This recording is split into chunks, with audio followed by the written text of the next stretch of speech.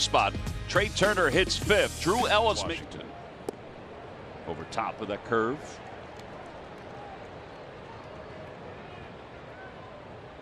Brandon, with some very in-depth conversations today with Kevin Long. Every time he got out of the cage after he's done his round. Very in-depth.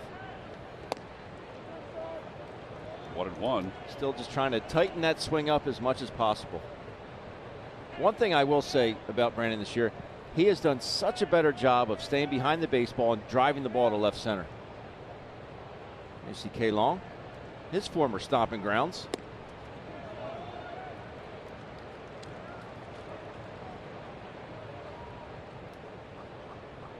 Numbers against Josiah Gray.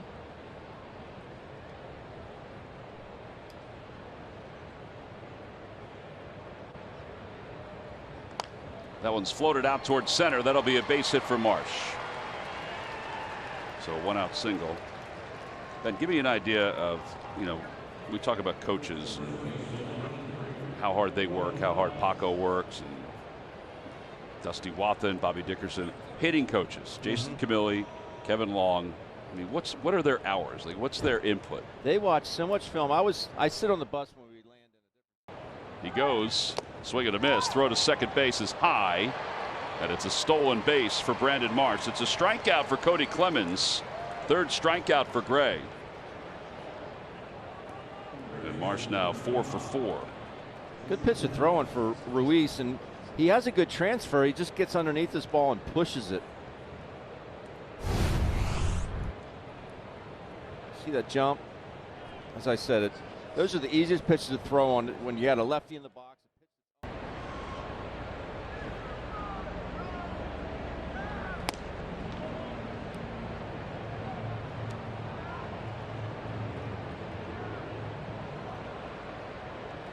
One ball, no strikes to Brandon. Outside, 2-0. That four-seamer, I've noticed that a couple times, especially the lefties. A four-seamer is supposed to stay true and stay on plane. This seems like it has a little bit of, almost like a two-seamer run away from a lefty. Fly ball, center field, pretty well hit. Call is going back. He has room on the track, and he makes the catch. Phillies, though, do get on the board. An opposite field home run for Castellanos.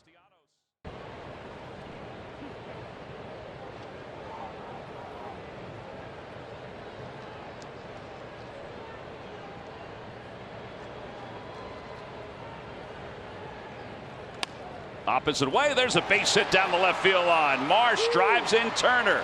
He'll stop at first. It's an RBI single, his second hit of the day.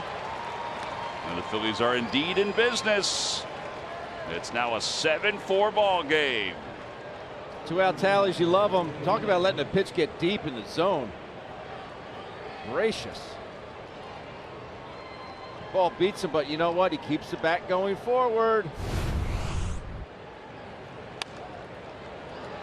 Just past Candelario at third base. No, 3:30, 3:45. Got to his apartment at 4:30 and got on a train at like 5:30.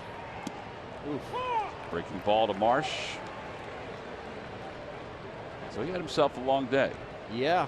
But anything to see the kids. And Amanda. Marsh fouls it back. 0-2.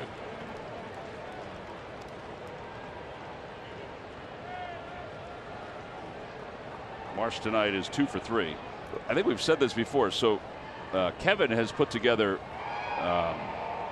this automated score sheet that we use. Stone Garrett, he is out in left field, but he's taken it to a whole new level. You should see some of the numbers that he's put together for his own score sheet. 0-2. Outside 1-2. Talk about someone who's good with the computer. I always tell people he is an Excel, the program Excel savant. He somehow has figured it out like nobody I've ever seen. And I know there are other people out there that can do it, but man, fouled back. It's remarkable what he's able to accomplish. Yeah, you got a lot of numbers on that sheet. Well, you should see his. It's even, incredibly vast.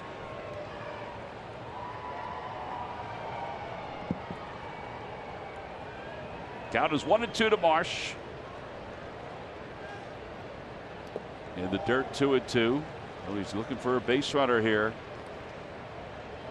This is the tying run. They were down 7-1. It's now 7-6. There's Kevin to his left. Bob Carpenter to the right. A long-time television voice of the Senators. Fernie The National Senators. Is he taking the inning off, Branson? He didn't even have a headset on. He's got a little ear mic. Oh, he does? Yeah. It's natural colored, so you can't see it. Blends in with the skin. It's nude. It's a nude color, Ben, yes. 3-2.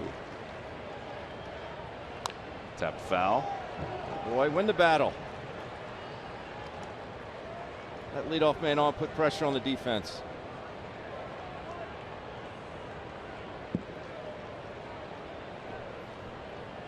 Cody Clemens on deck. And now time is called. We got time, Ben. 9:50. Phillies bullpen. Connor Brogdon warming up.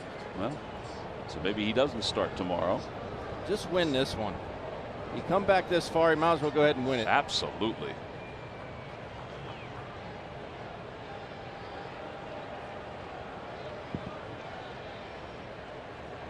Three and two.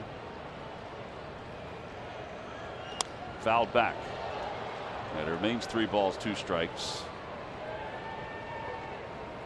How did that one get over the net? Didn't look that high off the ground.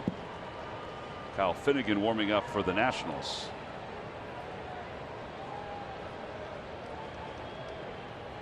Inside, ball 4. He battles all the way back and draws a leadoff walk.